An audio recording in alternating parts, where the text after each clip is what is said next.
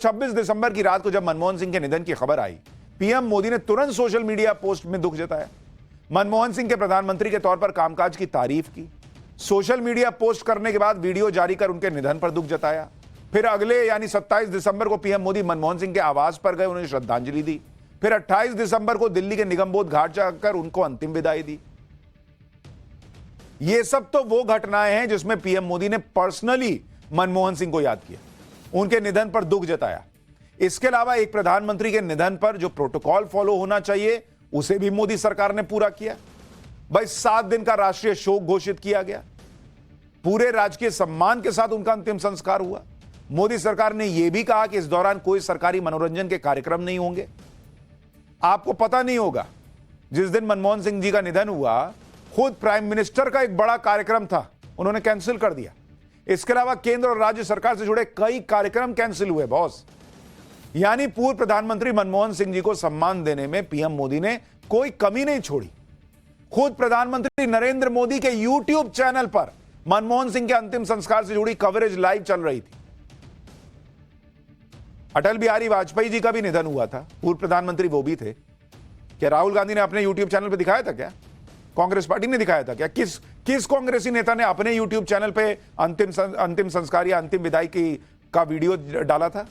नरेंद्र मोदी को कोई जरूरत तो थी नहीं, लेकिन उन्होंने लाइव टेलीकास्ट किया अपने यूट्यूब चैनल पर, इसलिए कि मैं बेइज्जत करूंगा और दुनिया देखे इसलिए। क्या मतलब कोई मर गया उसमें भी पॉलिटिक्स होगी क्या? और राहुल गांधी क्या कर रहे हैं? 27 दिसंबर को मनमोहन सिंह का निधन हुआ, आज 30 दिसंबर को राहुल गांधी विदेश चले गए। बीजेपी आरोप लगा रही है कि राहुल गांधी वियतनाम के दौरे पर निकल गए हैं। आप सोचिए, एक तरफ देश 7 दिन का राष्ट्रीय शोक मना रहा है, दूसरी तरफ राहुल गांधी विदेश चले गए।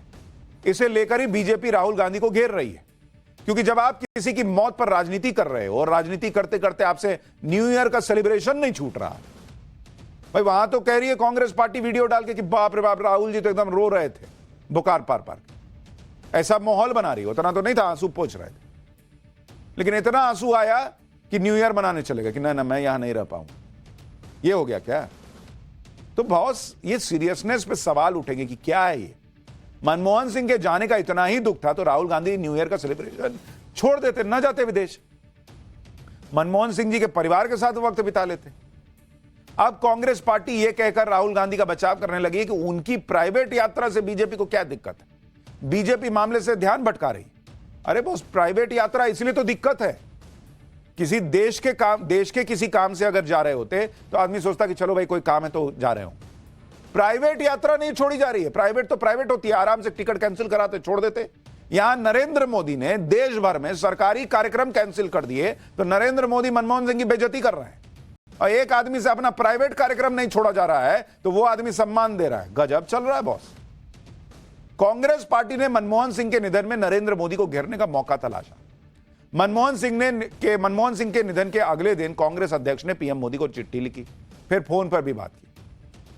कांग्रेस अध्यक्ष ने मोदी सरकार के सामने यह मांग रखी कि जैसे बाकी प्रधानमंत्रियों का जहां अंतिम संस्कार हुआ है वहीं उनका समाधि स्थल है, ऐसा ही मनमोहन सिंह के साथ होना चाहिए। कांग्रेस पार्टी ने यह मांग उठाकर मोदी सरकार को घेरने की कोशिश की, लेकिन मोदी सरकार ने साफ कर दिया कि वो मनमोहन सिंह के स्मारक के लिए सरकार ने मंजूरी दे दी है, प्रक्रिया में वक्त लगेगा, ट्रस्ट बनाना होगा, वही मेमोरियल बनाएंगी। मतलब यह नहीं हुआ कि भाई नहीं आपका मेमोरियल नहीं बनेगा, सब बनेगा, लेकिन ट्रस्ट बनाना पड़ेगा बॉस, उसमें समय लगेगा। अभी अंतिम संस्कार हो जाने दीजिए, मेमोरियल पक्का बनेगा। लेकिन नहीं, उस पर भी पॉलिटिक्स हो गई। मनमोहन सिंह के मेमोरियल को लेकर कांग्रेस ने मोदी सरकार से जो मांग की थी उसे मोदी सरकार ने मान लिया, यानी मोदी सरकार ने विवाद की कोई गुंजाइश ही नहीं छोड़ी। तो इस पर कांग्रेस प्रवक्ता पवन खेड़ा यह कहने लगे कि कांग्रेस के दबाव में बीजेपी ने रात में स्मारक का नोटिफिकेशन जारी किया। एक बार पवन खेड़ा को सुनिए, फिर आपको बताऊंगा कि इस मामले में कांग्रेस ने और क्या क्या नए आरोप लगाए और उसकी सच्चाई क्या है। हमारा दबाव जब आया तब जाकर इन्होंने रात को वो नोटिफिकेशन निकाला कि हम करेंगे, उससे पहले कोई कुछ नहीं था। यहां तक बात हुई कि साहब आप शक्ति स्थल से कुछ ले लीजिए जमीन, लेकिन इनको स्मारक वहीं होना चाहिए और अंत्येष्टि वहीं होनी चाहिए जहां स्मारक बनेगा। अभी निधन हुआ है, आप उसी वक्त एकदम शुरू हो जाएगा कि अभी रातों रात जैसे स्मारक बनना है। सामने वाला सरकार में है, उसको प्रक्रिया देखनी होती है, क्या होगा नहीं होगा कैसे होगा, तो उसको तो थोड़ा समय लगेगा। नहीं, हमने प्रेशर बनाया था, प्रेशर बनाने पे होता तो 4 दिन बाद होता।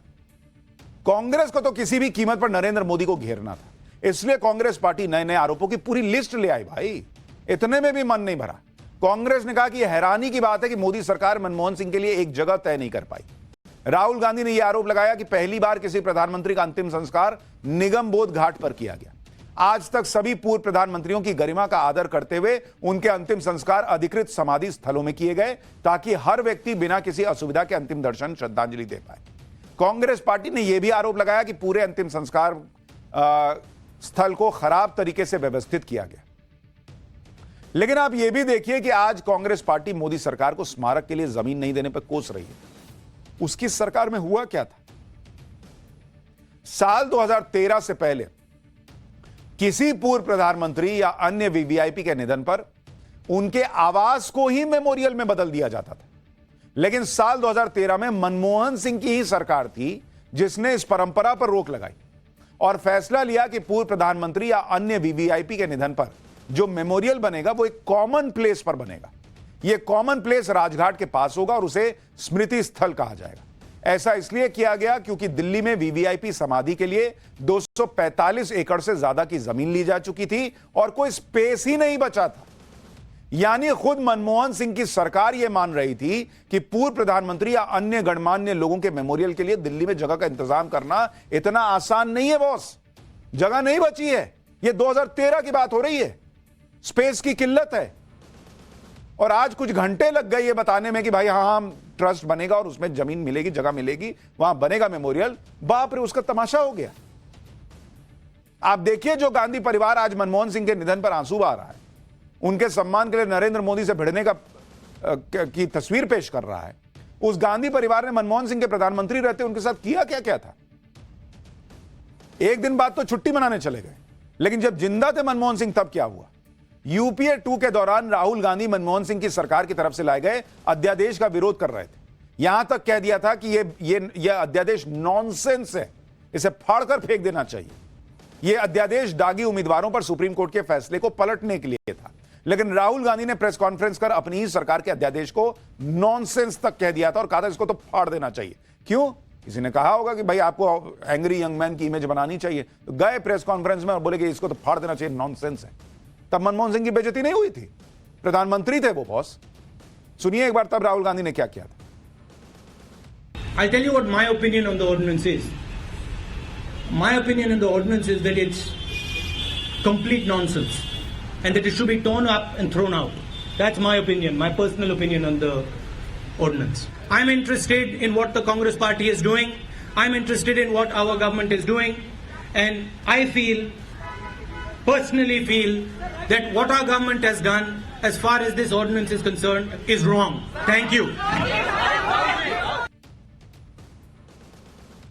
राहुल गांधी की इस हरकत की वजह से मनमोहन सिंह काफी नाराज हो गए थे, दुखी हो गए थे। इस बारे में प्लानिंग कमीशन के तत्कालीन डिप्टी चेयरमैन मोंटेक सिंह आलूवालिया ने बताया था कि मनमोहन सिंह राहुल गांधी के बर्ताव से काफी आहत हुए थे। मोंटेक सिंह ने बताया कि जब प्रधानमंत्री मनमोहन सिंह ने उनके स्टेटमेंट को पढ़ा तो वो शांत हो गए। पहले तो उन्होंने कुछ भी नहीं कहा, फिर अचानक से पूछा कि क्या मुझे इस्तीफा दे देना चाहिए। सोचिए कितना हर्ट हुए होंगे मनमोहन सिंह कि कहे कि मैं इस्तीफा ही दे दूं क्या। ऐसी हालत हो गई थी।